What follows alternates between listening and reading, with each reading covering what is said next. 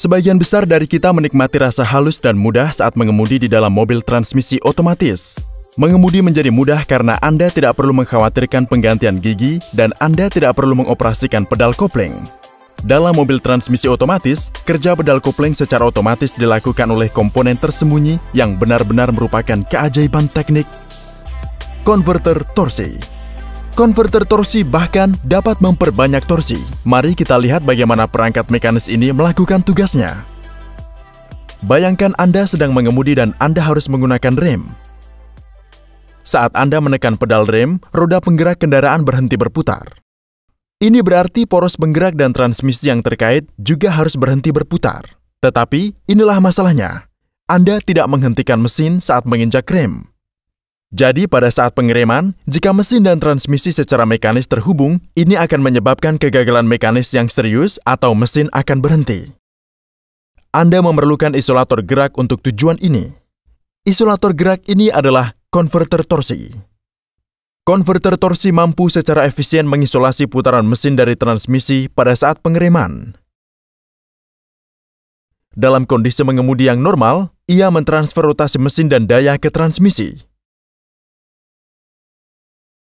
Mari kita lihat cara kerjanya. Ini adalah konverter torsi yang sangat sederhana. Pada dasarnya, ini adalah pompa dan turbin yang terendam dalam cairan transmisi. Pompa terhubung langsung ke mesin, sehingga selalu berputar pada putaran mesin. Cairan di sekitar pompa akan didorong keluar karena gaya sentrifugal dan tekanannya meningkat. Rotasi pompa menambahkan putaran ke cairan yang meninggalkan pompa.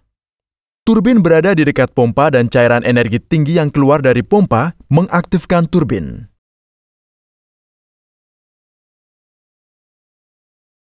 Turbin terhubung ke transmisi. Dengan cara ini, tenaga mesin ditransfer ke transmisi melalui cairan transmisi. Konfigurasi ini lebih khususnya dikenal sebagai fluid flywheel. Ketika kami memperkenalkan komponen yang disebut reaktor antara turbin dan pompa, komponen tersebut menjadi konverter torsi. Salah satu tugas utama reaktor adalah mengirim kembali cairan dari turbin ke pompa secara efisien. Kami akan membahas lebih banyak fungsi reaktor nanti. Dengan konfigurasi ini, bahkan jika transmisi tiba-tiba berhenti, hal itu tidak akan mempengaruhi putaran mesin. Selipan antara pompa dan turbin bisa terjadi di sini karena keduanya terhubung oleh fluida. Selama operasi normal, pompa akan dapat mentransfer gerakan dan daya ke turbin. Perlu dicatat bahwa turbin turun ke RPM yang sedikit lebih rendah daripada pompa karena kehilangan energi dalam fluida. Ini adalah konverter torsi yang disederhanakan, tetapi Anda tidak akan pernah menemukan konfigurasi semacam ini dalam konverter torsi yang sebenarnya. Pompa dan turbin dari konverter torsi aktual ditunjukkan di sini. Pada konverter torsi aktual, pompa berada dekat dengan transmisi dan turbin berada di dekat mesin. Mari kita beri warna pada komponen untuk lebih memahaminya. Rotasi dari mesin ditransmisikan ke pompa dengan bantuan cover. Rotasi output turbin ditransmisikan ke transmisi menggunakan poros pusat. Namun, mengapa pengaturan ini dibuat lebih rumit daripada kasus sebelumnya? Jawaban untuk hal ini bersumber lebih ke mekanika daripada mekanis cairan. Untuk pengoperasian konverter torsi yang efisien, pompa dan turbin harus berputar searah dengan garis tengah poros tuas. Pompa terhubung langsung ke poros mesin sehingga akan selalu terpusat. Namun turbin tidak bergantung pada unit ini. Ini berarti bahwa bantalan harus digunakan antara turbin dan poros tuas seperti yang digambarkan untuk memastikan turbin juga berpusat pada poros tuas. Dalam konfigurasi saat ini, kita dapat mencapai hal ini dengan cukup mudah, namun dalam konfigurasi sebelumnya, hal ini sangat sulit dicapai karena turbin jauh dari poros tuas. Sekarang, Anda mungkin bertanya-tanya mengapa perangkat yang mengisolasi gerakan ini disebut sebagai konverter torsi. Ini karena salah satu fungsi terpenting dari perangkat ini adalah melipat gandakan torsi saat kendaraan mulai bergerak. Mari kita lihat bagaimana konverter torsi melakukannya. Reaktor terhubung ke poros stasioner melalui kopling satu arah. Ini berarti reaktor akan dapat berputar ke satu arah, tetapi tidak sebaliknya. Untuk lebih mudah memahaminya, mari kita tingkatkan jarak antar komponen. Sekarang, perhatikan situasinya saat kendaraan dinyalakan. Di sini, pompa berputar saat putaran mesin, tetapi kecepatan turbin lebih rendah dan perlahan-lahan meningkat. Ini berarti bahwa fluida yang meninggalkan turbin berjalan hampir secara aksial seperti yang ditunjukkan.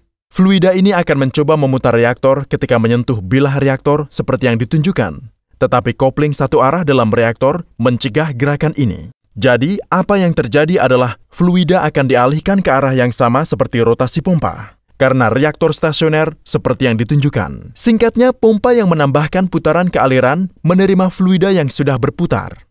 Ini membuat tugas pompa lebih mudah dan penambahan tekanan yang lebih besar terjadi di seluruh pompa. Fluida yang sangat bertekanan ini menghasilkan torsi yang diperkuat pada turbin, dan dengan demikian, transmisi dan kendaraan menerima tingkat torsi yang lebih besar saat kendaraan mulai bergerak. Namun, karena kecepatan turbin meningkat, fluida yang meninggalkan turbin menjadi lebih condong seperti yang ditunjukkan. Dan pada satu titik, waktu aliran cenderung menyentuh sisi lain dari bilah reaktor. Reaktor bebas berputar ke arah ini. Jadi reaktor berputar ke arah yang sama dengan pompa dan turbin. Anda bisa melihat bahwa generasi pusaran pada inlet pompa lebih kecil dari kasus sebelumnya dan pelipat gandaan torsi berhenti. Di sini turbin akan berputar hampir 90% dari kecepatan pompa. Ini merupakan desain yang brilian.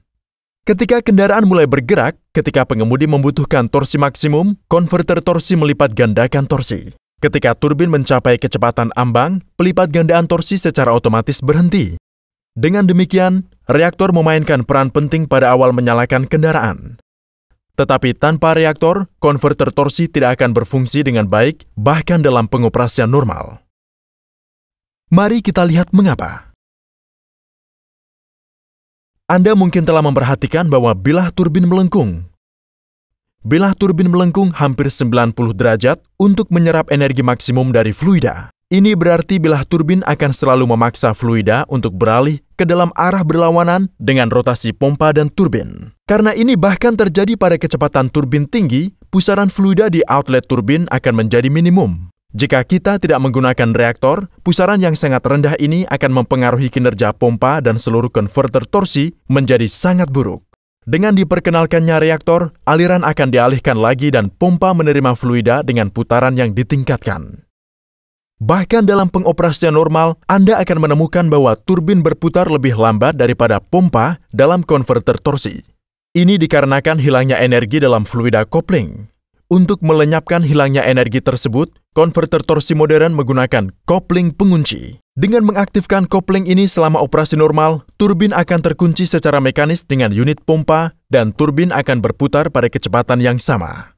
Proses ini melenyapkan kehilangan energi karena gesekan fluida. Sebelum menutup video ini, mari kita ringkas penggunaan perangkat mekanis brilian ini. Terima kasih telah menonton video dan jangan lupa untuk menjadi salah satu pelanggan kami.